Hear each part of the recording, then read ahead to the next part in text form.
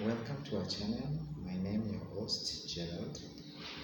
May I take this chance to appreciate you for viewing, sharing, subscribing, and for making us achieve the 1,000 subscribers we need.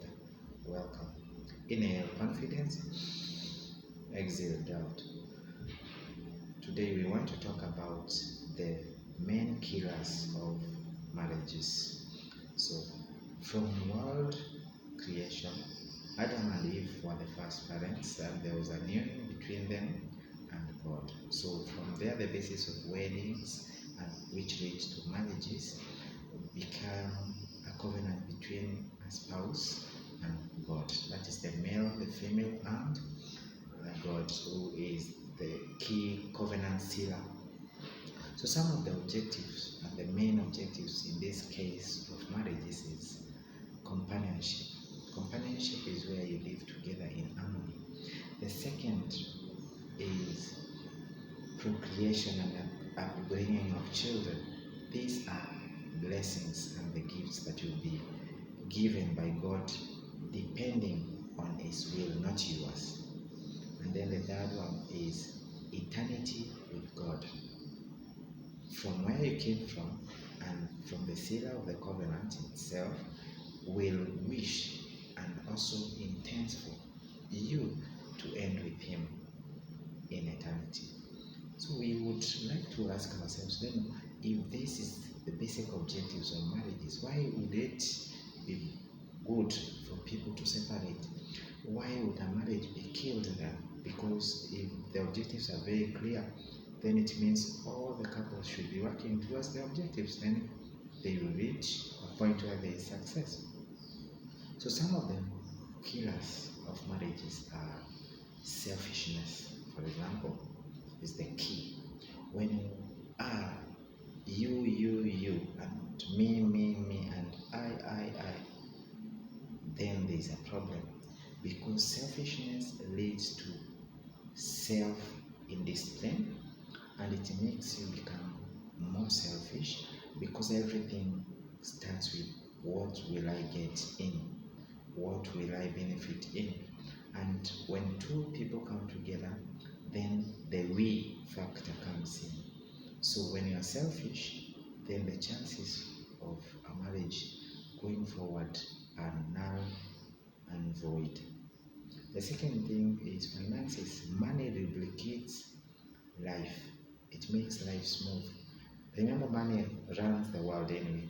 I know many people will have heard of the quotation that love of money leads you to hell, or leads you to the devil, or leads you to satanism, such. But it is love for money. If your love is to your spouse and you use money to lubricate that life, you live a healthy, competitive life. If the opposite does, then finances become love, not the person, not your spouse, and then marriage will come, and the killer will get in, who is the devil in this case. The other killer is external forces. This is competitiveness between the spouses, or between external forces like relatives, friends, colleagues at work, age mates. That unhealthy competition leads to a disaster, because you will cease to be yourself and you become someone else. So unhealthy external competition comes into the marriage and breaks. That is where someone will be saying, my house, my car, my clothes, and that is bad.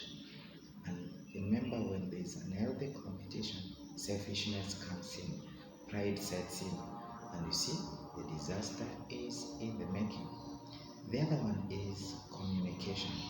When there is active communication, it means the spouses sit down, they have a time where they discuss the issues that are pertinent to their relationship and companionship, their children, and their eternity with God. And from this point of view, it means then it becomes easy for them to tackle the objectives wisely. Remember, information leads to knowledge, knowledge leads to wisdom, and wisdom is the practical part where active communication comes in. Remember, in communication there is one who is communicating from giving the information, the one receiving, and there's a feedback of the same. So we say that when communication is not clear, or there is no clarity of communication, then the information gotten from the other side is different, or there is totally no information, and that leads to separation and marriage is killed. The other things that could also lead to marriage breakdown is pride. When one spouse feels they are better than the other, irrespective of their vows to God to become one, to share everything, may it be mental, may it be psychological, may it be social, economic, spiritual, they become one body, one mind, and they work towards these three objectives that we've talked about above. So if one person does not humble themselves to that level of being equal, then there is a problem and pride sets in. And remember, pride comes before a fall, so marriage is killed. Some of the other things that could lead to marriage breakdown are social issues. A disease might set in, family, pasts could also come in, and intended issues could also set in. If people have never talked about them in past during courtship, for example, marriages are at threat. So we say, for you to conquer these killers, because these killers will lead to anger, this will lead to pride, fear, rejection, suicide, sometimes depression, yeah, and also loneliness, and of course weak fabrics in the families and in the society. This can also turn and lead someone to drug abuse and such, and then the community becomes crumbled.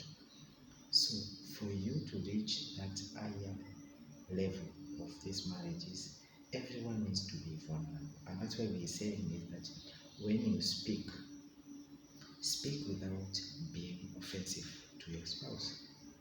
When you listen actively without being defensive, without trying to answer anything. Just listen actively. And then the third point is that you need to leave your opponent with dignity.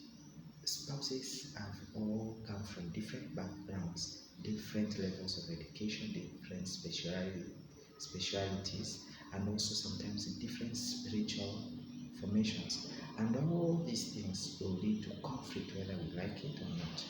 So for you to have a sound marriage, come out of your comfort zone and be vulnerable to your spouse. And then from there, God comes in and sets you free. Remember, as he says in Proverbs, the life of every man is about 70 years. And if you're strong, you get 80 years. And of course, with the grace of God, you can surpass that. Remember, what is key is a healthy marriage, a healthy life, a healthy relationship. For example, one of the key killers that I did name above is intimacy, closeness to the people. The two spouses need to be as close as possible, and this can never happen until you are vulnerable to your spouse. And if you are vulnerable to your spouse, remember, in our current generation, it seems to be a weakness, yet in marriage and in a relationship that is sound, needs to be the key. So be vulnerable, create relationships that are close to you, and there you are. Satan will never penetrate. Remember, communication is the mortar that joins two building blocks for you to have a structure that is strong. So if it is weak, then it means there is a problem.